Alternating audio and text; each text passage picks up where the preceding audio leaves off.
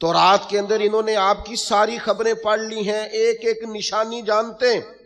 حضرت عبداللہ ابن سلام فرماتے ہیں اللہ کا قرآن اتنا سچا ہے، میں نے تورات پڑھی ہوئی ہے، میں مسلمان ہوا ہوں، میں تمہیں قسم اٹھا کے کہتا ہوں کہ جس طرح میں اپنے بیٹے کو پہچانتا ہوں نا، اس سے بڑھ کر مجھے تورات نے بتایا ہے کہ رسول رحمت اللہ کے سچے رسول ہے۔ ایک صحابی اگر میدان بدر کے اندر عرض کرتے ہیں کہ یا رسول اللہ آپ نے صفیں سیدھی کراتے وقت مجھے تیر چبھویا ہے، حضور تو معصوم عن الخطا ہے، محبوب کے لیے تو یہ تصور کرنا جرم ہے، لیکن ہماری تعلیم کے لیے وہ صحابی کیا کہتے ہیں؟ حضور مجھے تیر چبھویا ہے، تو محبوب کیا فرماتے ہیں؟ مجھے استثناء حاصل ہے، وزیر اعظم پر، گورنر صاحب پر اور صدر پر پرچہ ہی نہیں ہو سکتا، میں چونکہ فلاں عہدہ رکھتا ہوں لہذا میرے ساتھ کیسے تو نے بات کر لی؟ یہ میرے رسول کا دیا ہوا طریقہ ہے۔ محبوب کریم نے گویا اپنے لفظوں میں بات کر رہا ہوں، حضور نے جو قانون بنایا تھا محبوب نے خود اپنے آپ کو اس قانون کے حوالے کیا، فرمایا آ جا میں کرتا ہٹاتا ہوں تو بدلہ لے لے۔ حضرت صفیہ رضی اللہ تعالی عنہا ام المومنین ہے، آپ کا چونکہ ایک یہودیوں کی فیملی سے تعلق تھا، فرماتی ہیں میرے والد اور میرے چچا مجھ سے بڑا پیار کرتے تھے، میری طرف بڑی توجہ رکھتے تھے، تو میں جس دن حضور مسجد قباء کے قریب تشریف لائے تو میرے چچا اور والد حضور سے مل کے آئے، تو ان کی کیفیت اتنی بدلی ہوئی تھی، انداز اتنا بدلا ہوا تھا کہ میں ان سے ملنے گئی تو انہیں توجہ ہی نہیں کی، میں دروازے تک ان کے استقبال کو گئی، انہوں نے توجہ کوئی نہیں کی، بڑے عجیب سے پریشان تھے، پانی پوچھا تو انہوں نے اس پر بھی کوئی بات نہ کی، ایک دوسرے سے وہ کلام کرنے لگے والد اور چچا، تو میرے چچا والد سے پوچھتے ہیں کہ وہ جو تورات میں ہم نے نشانیاں پڑھی تھی یہ وہی نبی ہیں؟ تو میرے والد کہنے لگے حرف حرف سچا ہے، یہ وہی پیغمبر ہے۔ میرے چچا کہنے لگے پھر خیال کیا ہے، آپ کرنا کیا ہے؟ تو کہنے لگے میں جب تک زندہ رہوں گا معاذ اللہ ان کی مخالفت کرتا رہوں گا۔ حق پہنچ گیا ہے، اطلاع آ گئی ہے، انشراح صدر ہو گیا ہے، دل گواہی دے رہا ہے سچے رسول۔ حضرت صفیہ رضی اللہ تعالیٰ عنہ ام المومنین فرماتی ہیں کہنے لگے یہ وہی رسول ہیں، ایک ایک بات سچی ہے، ایک ایک حرف سچا ہے، ایک ایک قول سچا ہے، ان کی تو ادائیں بھی وہی ہیں جو تورات زبور انجیل میں لکھی ہیں، لیکن میں ساری زندگی مخالفت کروں گا۔ ہم نے غور کرنا ہے یہودیوں والی یہ عادت کہیں مسلمانوں میں تو سرایت نہیں کر گئی؟ جس کا ہمیں پورا پتہ چل جاتا ہے یہ حق ہے، ہم اس کے بھی مخالف ہیں، جس کی بات کے بارے میں انشراح صدر ہو جاتا ہے، دل گواہی دیتا ہے کہ بات بالکل ٹھیک ہے، اس کو بھی قبول نہیں کرتے۔ تو اہل یہود کا طریقہ ہے، مسلمانوں میں کیسے آ گیا؟ یہ کب ہوتا ہے؟ یہ کیوں ہوتا ہے؟ کیا چیز وجہ بنتی ہے کہ جب انسان اس طرح کا رویہ اختیار کرتا ہے؟ تو قرآن مجید نے اسے بھی بیان کیا، فرمایا اَرَأَيْتَ مَنِ اتَّخَذَ إِلَٰهَهُ هَوَاهُ، کیا آپ نے اس شخص کو دیکھا ہے جس نے اپنے نفس کی خواہش کو ہی اپنا خدا بنا لیا؟ اَرَأَيْتَ، کیا آپ نے دیکھا ہے مَنِ اتَّخَذَ إِلَٰهَهُ هَوَاهُ، اس شخص کو دیکھا ہے جس نے خواہش نفس کو ہی خدا مان لیا؟ نبی پاک صلی اللہ تعالی علیہ وسلم نے ارشاد فرمایا آسمان کے سائے کے نیچے اللہ کے سوا پوجے جانے والے معبودوں میں سے سب سے سنگین اللہ کے نزدیک وہ معبود ہے جو لوگ اپنے نفس کی خواہش کو معبود بنا کے پوجتے ہیں۔ آپ کہیں ان سے کہ یہاں شہید ہو گئے حضرت سعید ابن مسیب جیسے لوگ، لیکن حجاج ظالم تھا تو انہوں نے ظالم کہا، بڑی مار کھائی امام احمد بن حنبل نے، ان کا پورا کرتا اور ان کا پورا لباس اور تہمت خون سے سارا بھر گیا، لیکن انہوں نے بادشاہ وقت کو کہا جو تو کہہ رہا ہے وہ ٹھیک نہیں ہے، تو غلط کہہ رہا ہے۔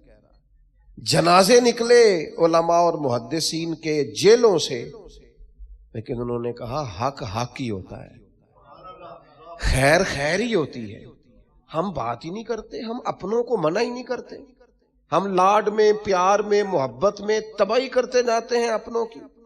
جہاں کسی میں کمزوری دیکھیں ہاں سمجھائیں پیار کے ساتھ، قائل محبت کے ساتھ کریں، لہجہ مصلحانہ ہو، تنقید برائے تنقید نہ ہو، لیکن حق بات کریں۔ بنی اسرائیل کا جرم کیا ہے؟ ان کا جرم یہ ہے کہ اللہ تعالیٰ انہیں فرماتا ہے وَلَا تَلْبِسُوا الْحَقَّ بِالْبَاطِلِ، حق کو باطل سے نہ ملایا کرو، وَتَقْتُمُوا الْحَقَّ وَأَنْتُمْ تَعْلَمُونَ، اور جانتے بوجھتے ہوئے حق نہ چھپایا کرو، نہ باطل کو حق سے ملاؤ نہ حق کو چھپاؤ، وَأَنْتُمْ تَعْلَمُونَ، تمہیں پتہ ہے، تم جانتے ہو۔ میرے نبی پاک صلی اللہ تعالی علیہ وآلہ وسلم نے ارشاد فرمایا جب کسی سے کوئی بات پوچھی گئی اور وہ بات جانتا تھا، اسے علم تھا، وہ گواہی اس کے پاس موجود تھی، وہ شہادت اس کے پاس تھی، اس سے پوچھا گیا لیکن اس بندے نے چھپائی، یہ سنن ابو داؤد میں حدیث ہے۔ اللہ کے محبوب فرماتے ہیں قیامت کے دن اس بندے کے منہ میں اللہ آگ کی لگام ڈال دے گا۔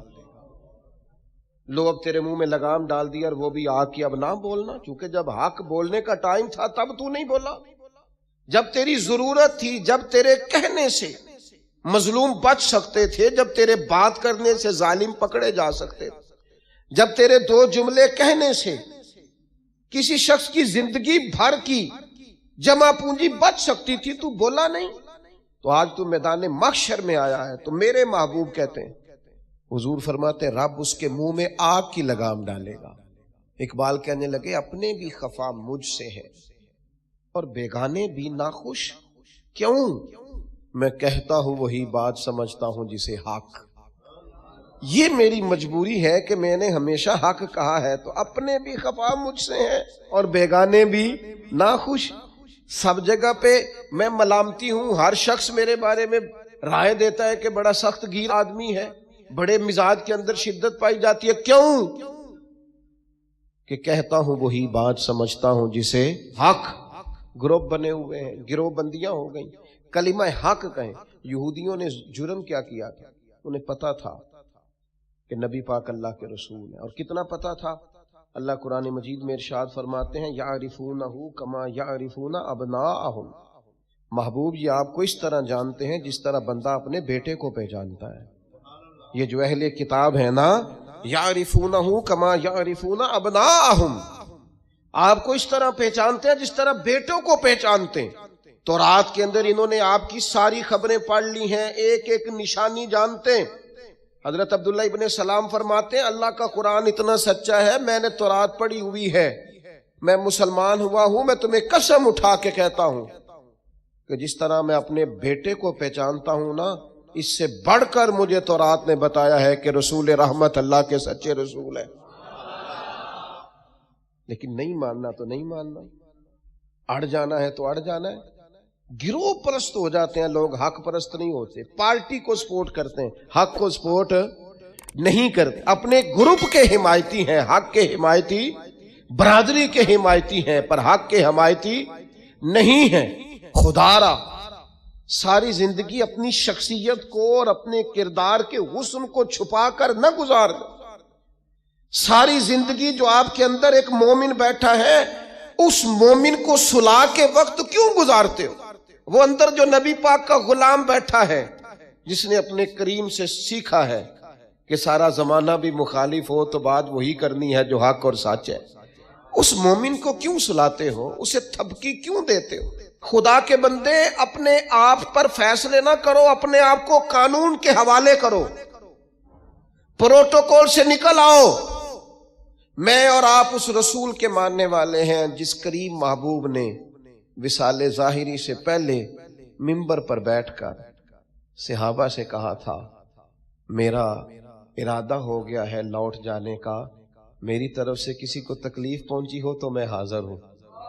آنا ذرا ایک ایک کر کے، ہم بھی 2 منٹ کے لیے بہو سے پوچھ نہ لیں، داماد سے پوچھ نہ لیں، جس بیوی نے ساری زندگی کوڑے کے نیچے وقت گزارا ہے اس سے پوچھ نہ لیں کہ تو میری طرف سے راضی ہے کہ ناراض ہے۔ پڑوسیوں سے 1-2 دفعہ بات کر نہ لیں۔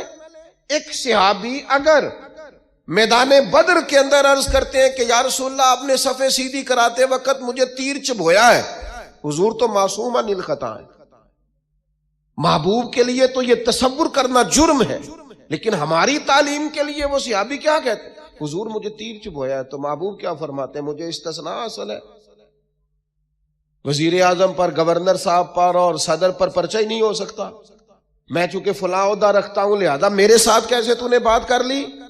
یہ میرے رسول کا دیا ہوا طریقہ ہے۔ محبوب کریم نے گویا اپنے لفظوں میں بات کر رہا ہوں، حضور نے جو قانون بنایا تھا محبوب نے خود اپنے آپ کو اس قانون کے حوالے کیا، فرمایا آ جا میں کرتا ہٹاتا ہوں تو بدلہ لے لے، نا آؤ نا 2 منٹ کے لیے اپنے آپ کو کٹہروں میں کھڑا کرو نا، آؤ جس جگہ پہ بیٹھ کے 25-30 سال سرکاری نوکری کی ہے، آؤ نا اپنے آپ کو کٹہرے میں کھڑا کرو، اپنی عدالت میں اپنے آپ کو پیش کرو۔ نوکری کی ہے کہ تعلقات نبھائے ہیں، سرکاری نوکری کی ہے کہ افسروں کو راضی کیا۔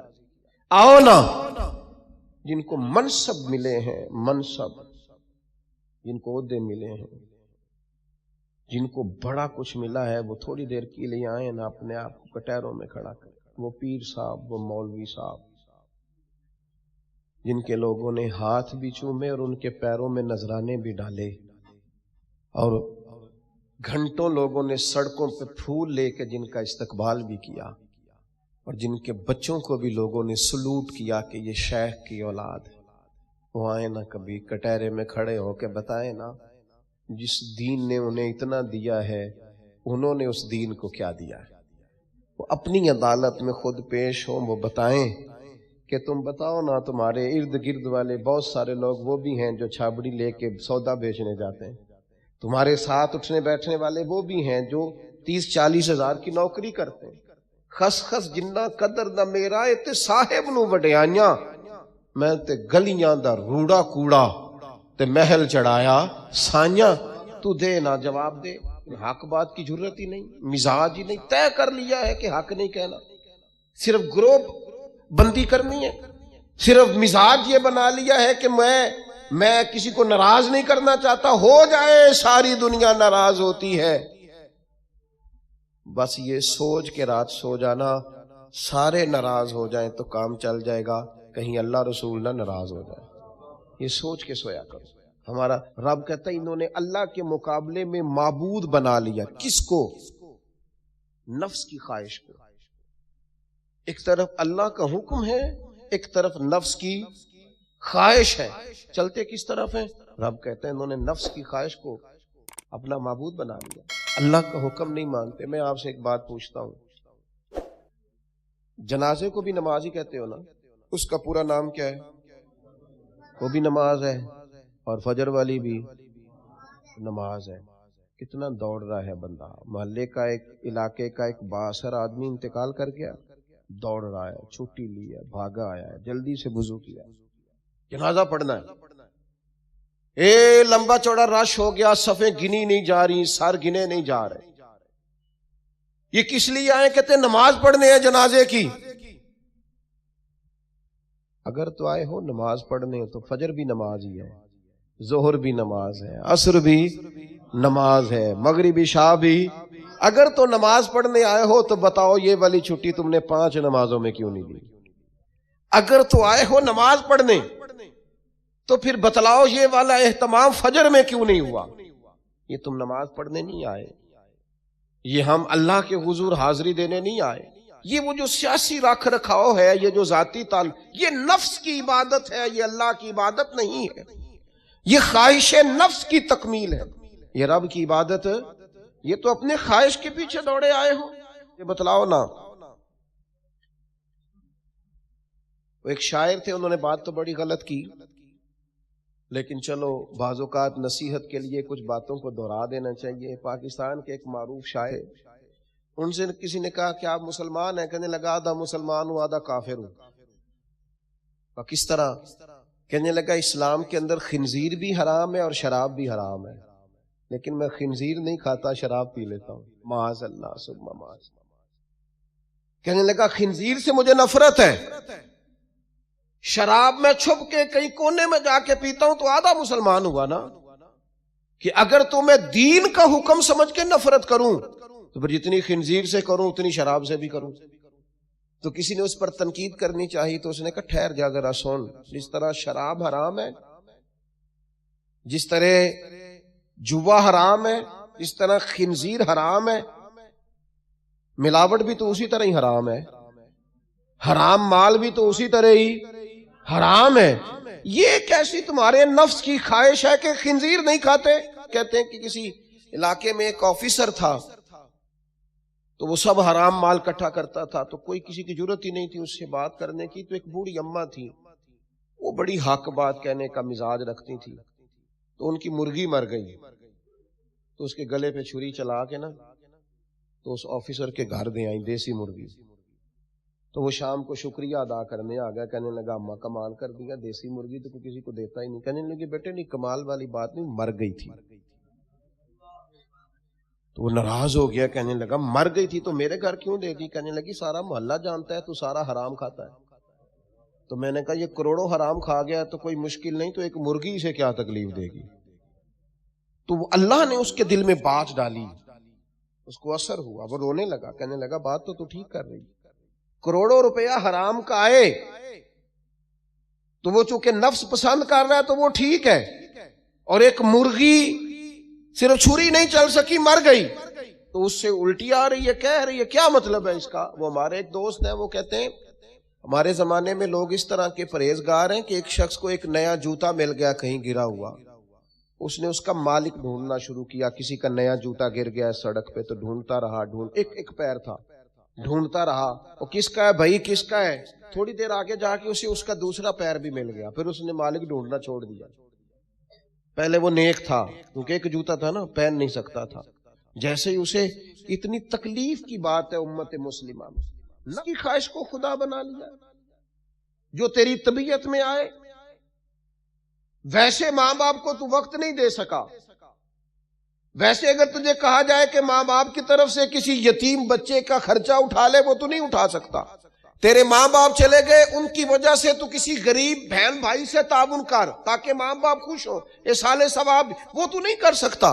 देखे चेलम पे 50 पकेंगी, जो कि पता चले ना बरादरी को कि जनाब ने चेलम किया। ये नफ्स की ख्वाहिश को खुदा बना लिया। सियासी इफ्तारियां हो रही हैं, किसी की नीयत पर शक नहीं, अच्छी नीयत से लोग इफ्तारी कराते होंगे, लेकिन वो घरों का भी तो हमें पता है ना कि जहां लोग आटा भी इसलिए थोड़ा पकाते हैं कि कल भी इसकी जरूरत है। वो मोहल्ले के घर नजर नहीं आते। इफ्तारी के लिए एक सज्जन बुलाया जो पहले करोड़पति, और बुलाया कहां से? लाहौर से, इस्लामाबाद से, फैसलाबाद, तो जो तेरे इर्द गिर्द थे। नफ्स की ख्वाहिश को खुदा बना लिया। बंदा मोमिन की ये शान नहीं है। जब हम अल्लाह ताला की इबादत करेंगे, आपको पता है अंबिया किराम अलैहिमुस्सलाम को लोगों ने क्यों शहीद कर दिया? अंबिया किराम की लोगों ने क्यों नाफरमानी की? अल्लाह के रसूल तो मासूम हैं, किसी शख्स से कोई मुतालबा नहीं करते। नबी तो खालिसतन दाई बनकर और तड़प लेकर अल्लाह के बंदों को रब की तरफ बुलाता है। क्यों नहीं मानी लोगों ने बात अंबिया की? हजरत लूत अलैहिस्सलाम की बात इसलिए नहीं मानी कि वो हम जिन्स परस्ती से, लवातत से रोकते। क्यों लोगों ने नाफरमानी की हजरत इब्राहीम अलैहिस्सलाम की कि वो कुफर और शिर्क से रोकते? क्यों लोगों ने नाफरमानी की माज़अल्लाह नबी पाक अलैहिस्सलाम की कि हुजूर फरमाते थे कोई बड़ा छोटा नहीं? क्यों सरदार बने हुए हो तुम? क्यों गरीबों का खून चूसते हो? क्यों बरादरीज़म के नाम पर तकब्बुर करते हो? लोग नाफरमान हो गए। हम क्या करते हैं, जैसे ही हमारे नफ्स की ख्वाहिश को चोट लगती है हम फौरी तौर पर मुखालिफ हो जाते हैं। मैंने तो, क्योंकि छोटा सा मेरा तजर्बा है, बहुत सारी बातें तो मैं करना भी नहीं चाहता, मैंने तो देखा है मुरीद, शागिर्द, तीरथमंद, प्यार करने वाला, उसने भी एक दायरा बनाया हुआ है। वो कहता है कि मुझे हुक्म तो दिया जाए, किसी चीज से रोका ना जाए। अगर किसी जगह से आपने किसी को मुर्शिद ही मान लिया है तो फिर तो वो आपको ऐसा हुक्म भी दे जो बिल्कुल तबीयत के खिलाफ है, तो आप ये समझें दवाई कड़वी है, इसमें शिफा जल्दी होगी, लेकिन इस बात के लिए तैयार नहीं है। वो एक मिजाज है, एक मर्जी की तबीयत है, उसके मुताबिक। आप देखिए ना, कुरान मजीद इरशाद फरमाता है कि ये जो थे ना कुरैश मक्का, ये हाजियों को पानी पिलाते थे, काबे के मतवल्ली थे, सारी बातें मानते थे, लेकिन कलमा पढ़ने को तैयार नहीं थे। अल्लाह करीम ने कुरान मजीद में फरमाया तुमने حاجیوں کو پانی پلانا اور کعبے کی خدمت کرنا اس کے برابر سمجھ لیا ہے کہ یہ کہا جائے کہ میں اللہ اور آخرت پر ایمان لایا، اور تمہیں یہ پانی پلانا بھی تب بھی نفع دے گا جب اللہ اور اس کے رسول کو مانو گے۔ لیکن وہ اپنی مرضی کا مزاج ہے نا جی، اپنی مرضی کی طبیعت ہے۔ اپنی زندگی کے اندر کچھ چیزوں پر توجہ کریں۔ نبی پاک علیہ السلام نے فرمایا جنت اللہ تعالیٰ نے مشکلات سے ڈھانپ دی ہے، دوزخ کو اللہ نے خواہشات سے ڈھانپا ہے۔ اپنی زندگی میں اپنی خواہشات پر توجہ دیں۔ حضور علیہ السلام نے پناہ مانگی ہے، اے اللہ میں نہ ختم ہونے والی خواہش سے تیری پناہ مانگتا ہوں۔ اپنی خواہشات پر، یہ جو ہم پیری مریدی کرتے ہیں نا، یہ جو بیعت کا سلسلہ ہوتا ہے، اس میں سب سے پہلا طریقت کا حکم یہ ہے کہ مرشد آپ کو وہ حکم دے گا جو آپ کی مرضی کے خلاف، اور اگر آپ اسے صحیح کر کے قبول کریں گے نا، دیکھیں بندہ اللہ کا بندہ کب بنتا ہے؟ اللہ کا بندہ تب بنتا ہے کتنا مزہ اسے نیند میں آتا ہے نا، اگر اتنا ہی مزہ اسے فجر کے وقت نیند چھوڑنے کا ہے نا، پھر وہ رب کا بندہ ہے۔ اتنے مزے سے ہی وہ اٹھے، جتنا مزہ اسے روٹی کھانے کا آتا ہے نا، اتنا ہی مزہ اسے رمضان میں روزہ رکھنے کا ہے، پھر وہ اللہ کا حقیقی فرما بردار۔ جتنا لطف اس شخص کو اللہ تبارک و تعالیٰ کی دی ہوئی نعمتوں کو استعمال کرنے کا آتا ہے نا، اتنا ہی مزہ اسے اگر اللہ کی بارگاہ میں مجاہدے کا آئے، پھر وہ رب کا بندہ ہے۔ تو اپنے مزاج کے اندر حق کہنے کا حوصلہ پیدا کریں۔ آپ کے دائیں بائیں جو لوگ غلطیاں کریں انہیں محبت سے سمجھانے کی کوشش کریں، اور کچھ تھوڑا سا نا نفس کی مخالفت کا، جو آپ کی طبیعت میں چاہے وہ ہو جائے تو مزہ کیا رہا۔ ایک بات آپ نے آج کے جمعے سے بطور سبق لے کے جانی ہے، نفس کی تھوڑی مخالفت کریں، چھوڑ دیں اندر باہر لڑنا، اپنے آپ سے لڑنا شروع کریں، اپنے آپ سے تھوڑا سا جہاد شروع کریں۔ ہمارا سب سے زیادہ مسئلہ اپنے ساتھ ہے، ہمیں کسی نے پریشان نہیں کیا، صرف ہماری اپنی خواہشات نے پریشان کیا۔ آپ خواہشات سے تھوڑا سا لڑیں، ایک ایک دو دو کر کے خواہشات کو چھوڑیں، آپ خود محسوس کریں کہ زندگی حسین ہو گئی۔ میرے ایک سنگی ہیں، کوئی اختلاف ہو گیا ان کا گھر کے اندر، تو میں نے بلایا، میں نے کہا کیا ہوا ہے؟ تو انہیں پہلے سٹے آکھیا، انہوں نے کہا حضور ساری غلطی میری ہے، بڑی کوشش کرنا پر میرا اپنے آپ تے کنٹرول، میرا دل خوش ہو گیا، ورنہ آج کل ساری غلطی میری ہے، یہ تے سوال ہی نہیں نہ پیدا ہوتا، میں تے غلطی کراں، یہ کتے لکھے ہے؟ میں ہی تے نہیں کرتا، باقی ساری دنیا کر دی۔ یہ چھوڑ دیں، یہ بہت بڑی بات ہے کہ انسان تھوڑا سا دو قدم پیچھے ہٹ کے کہ نہیں، غلطی تو ساری، ڈھونڈتا پھرتا ہوں اے اقبال میں اپنے آپ کو، ڈھونڈتا پھرتا ہوں اے اقبال اپنے، ڈھونڈتا پھرتا ہوں اے اقبال اپنے آپ کو، آپ ہی گویا مسافر، آپ ہی منزل ہوں میں، وما علینا الا البلاغ۔